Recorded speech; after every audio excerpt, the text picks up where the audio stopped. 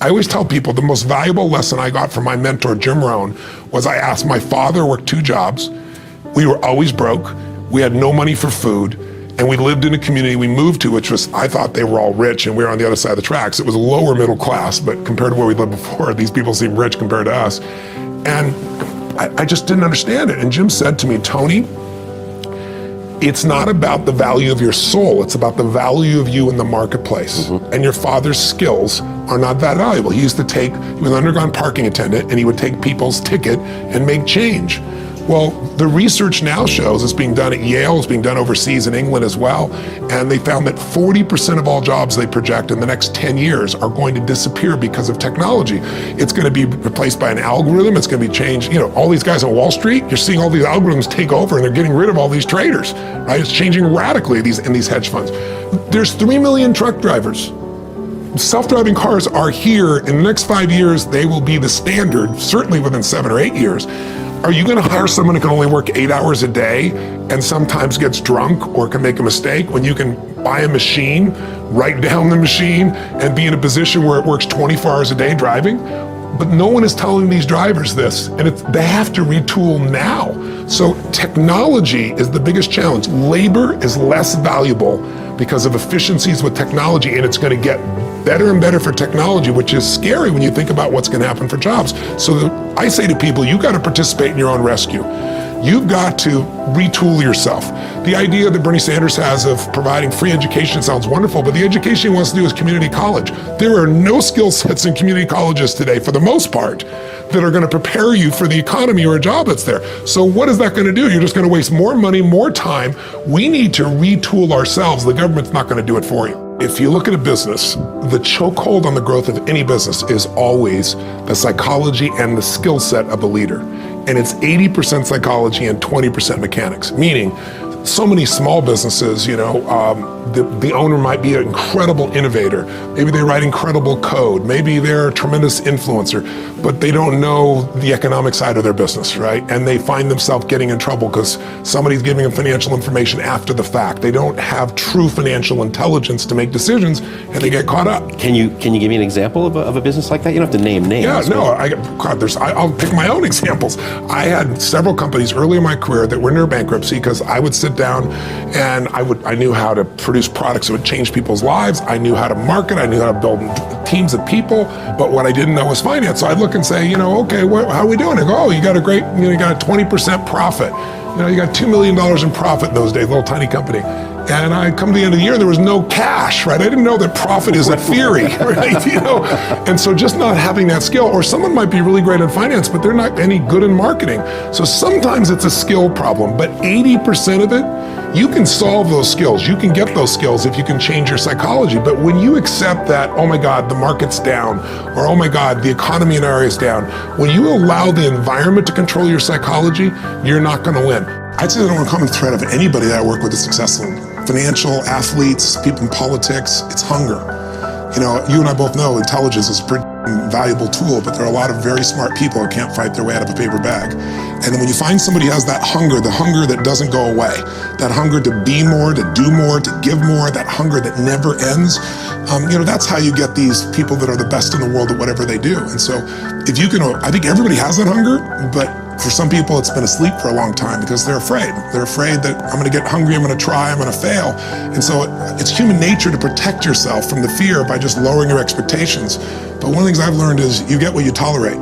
You get what you tolerate in yourself, you get what you tolerate in your life, and sooner or later, we sometimes hit a point where we say, not another day, not another hour, this is done. I'm not walking this way, I'm not talking this way, I'm not living this way, I'm not gonna be in this relationship anymore, I'm gonna change it. And when people do that, that's the beginning of a breakthrough. Failure is part of life. The difference for me though is I look at failure as a stepping stone to success. It's a speed bump. I know I'm gonna fail, but it's not failure if you learn something. And so, gosh, I've made so many mistakes, I've screwed so many things up, but every time I do, it becomes a way for me to explain to someone else what it takes.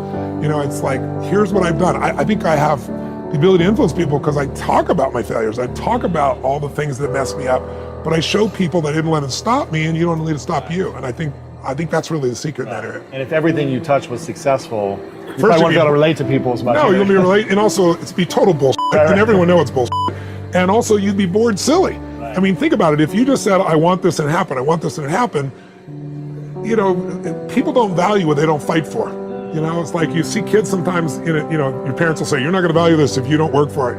And your kid going, I'll value it, just give it to me, right? But it's true. You know, the things we've worked the hardest for, we value the most. So I think, you know, the purpose of a goal is not getting it anyway. The purpose of a goal, you know, is who you become. Who you become is going to make you happier. It's going to make you sad. So I'm not looking for an effortless approach. There's no such thing. I believe in work-life integration. I don't think and I'm not being disrespectful because I. Oh no! Yeah, I want to. I'm saying everybody has a different metaphor. I'm telling you my metaphor.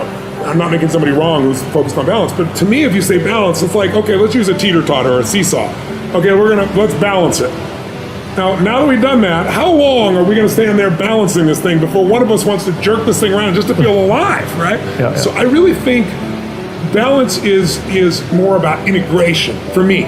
It's more about how do I make sure that I feel like the areas of my life, my children, my grandchildren, my health, sports. I got 31 companies, I got 1,200 employees in 7 radically different industries. We do $5 billion a year. I mean, all these things are going on. How do I do that? Well, I believe that the way I do that is in streaks. I do streaks of unbelievable intensity work, and then I do streaks of like let go and be in, you know, paradise and enjoy. And so I like running hot. I want to at the end have me climb a new mountain, but that's just me. So I'm not saying that's right for other people. I'm saying you got to find what it is. But the idea of balance for most people makes them torture themselves. And I say, for me, if it tortures you, get rid of it. And instead of saying, talk about integration, I asked Mary Callahan Erdos, who's, if you're not familiar with her, she's probably one of, if not the smartest person in the financial world, female. She's head of JP Morgan and manages 2.3 trillion with a T, not a B, $1 trillion worth of money. One of the nicest human beings you'll ever meet. Breaks all the molds on people in the financial business. There's not an ounce of manipulation in her body. I mean, just good soul. And I asked her about the balance thing. You're running the biggest bank in the world, right? Trillions of dollars. And she said, Tony, I don't believe in it. And she told me work-life balance. I started laughing. We're completing each other's sentences. She has the same philosophy. But her dad used to take her to work. And he was a financial guy when she was a little girl. She used to have her brother be the secretary. She took her dad's seat and ran the show. And she said, doing that with my dad, she goes, I loved it. I was a part of his life. I got to see that part of his life instead of coming home and me not knowing it. And she said that's what she's done with her kids. And at JP Morgan, she leaves and picks her kids up. And she still runs the biggest bank in the world and bills trillions of dollars. So would she say it's balanced? She'd say, no, it's not balanced, it's integrated. She knows when to move into one or the other, right? So that all the parts of her life are rich. Maybe instead of balance, it's a rich life in the areas that matter. Yeah. Right? Rich with your children, rich with your husband or wife, rich with your dear friends, rich with the impact that you want to have, your mission, rich in terms of successful business or whatever your career is that you really feel a sense of meaning and enjoyment. To me, that's more important than balance. And I think, but I'm a very passionate, crazy son of a bitch. So it's like, you know, balance sounds a little boring to me personally. No. If you're tortured by balance, trying to be balanced, like, oh, people, not balanced enough. Give that shit up. Instead, enjoy yourself. Enjoy your children. Enjoy the time.